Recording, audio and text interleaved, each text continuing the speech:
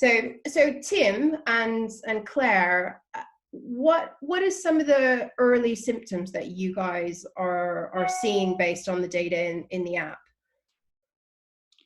Well, we were very interested to add in three symptoms really in the middle of last week, which we know from sort of anecdotal cases are really key. The first is loss of taste and smell. And the second was chest pain, which, you know, quite a few people are reporting. And the third is a hoarse voice. And we've done some quite good stuff, I think, now, Tim, which maybe you could talk to, around sense of smell.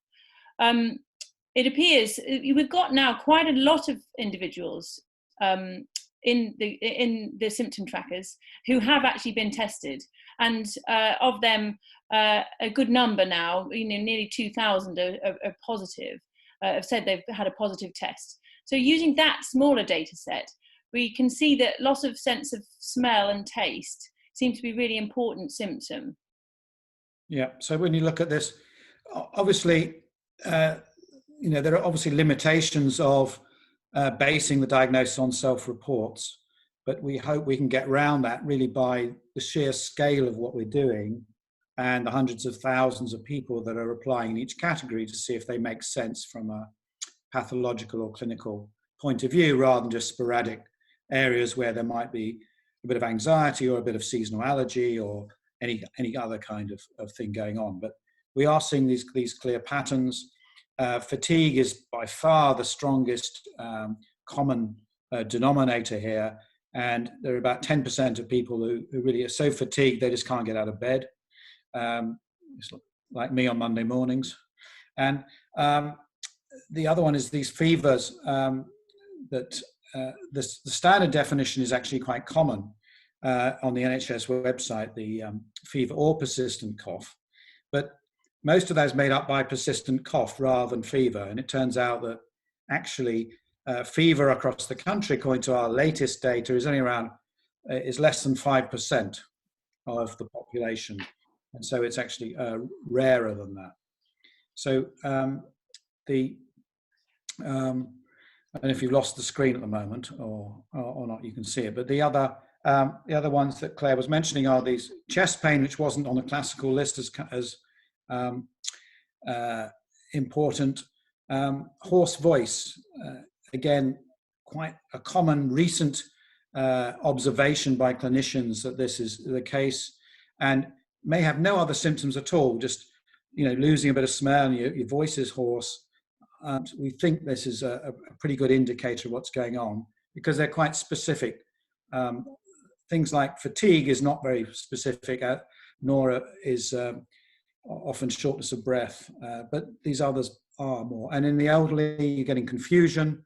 This is commonly seen in care homes, as Claire knows, and even abdominal pain.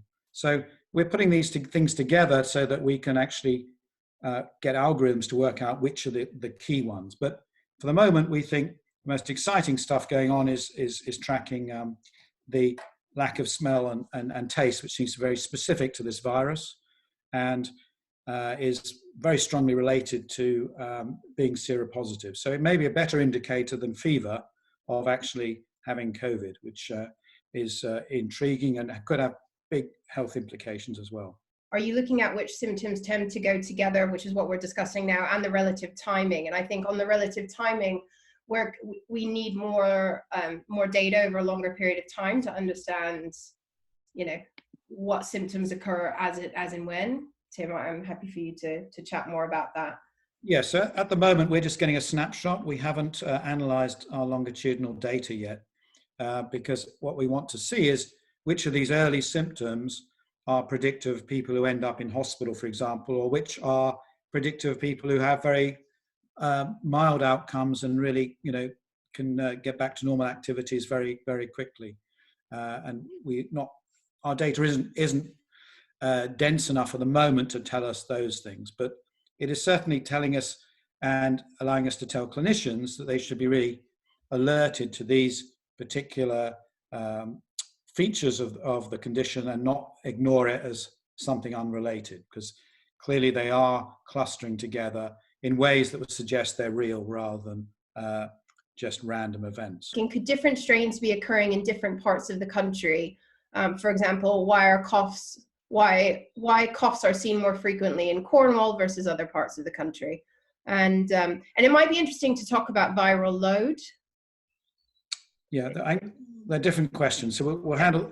So certainly, neither Claire nor I are virologists. We should mention that. But everyone is having to be a virologist in this time place because there aren't enough of them. And certainly, a number of studies are coming out showing that the different virus strains, where you have one species but still multiple strains, multiple little subtypes that might behave slightly differently in different populations, and that's how they can trace which of these viruses have come from the Netherlands or China, or which particular outbreak, or Italy, whichever it was. So they are different, and it is quite possible they behave, either the strain behaves differently, so that hypothesis that it's causing cough in Cornwall, but it's causing loss of taste in Yorkshire is because of slightly different strains. That's all perfectly possible. But until we get actually more detailed testing and actual sequence data, which is much slower to get than just working out whether you're infected or not, we won't know for sure. But we're keeping an open mind because we know so little about this virus and what it can do. And it may be that the same strain in different genetic populations also has a different effect. So the fact that it behaved maybe differently in Asia to European populations may be due to our genetic makeup, or it may be also due to our immune systems, which do differ, or even an area close to my heart, our gut microbiomes, because that is the thing that is most different about all of us. We share 99% of our genes, but only about 30% of our gut microbes, which are crucial for our immune system. So these are all fantastic questions. And the question on viral load, that's interesting. And I think it's relevant when it comes to anosmia, that probably people who have mild symptoms are probably shedding less of the virus than people who have very florid symptoms. And I guess that's probably behind the NHS advice to stay isolated if you have a cough or a fever, because those people are probably shedding a lot.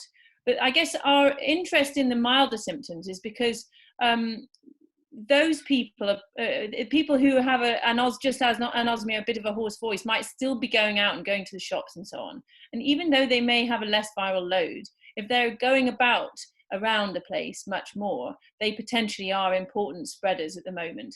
So that's why we're really focusing on that question right now, because we think that actually could have a significant impact on our nation's health if we can, if it's true that anosmia is related to COVID, that we get that message out there quickly so that health advice can change for that group.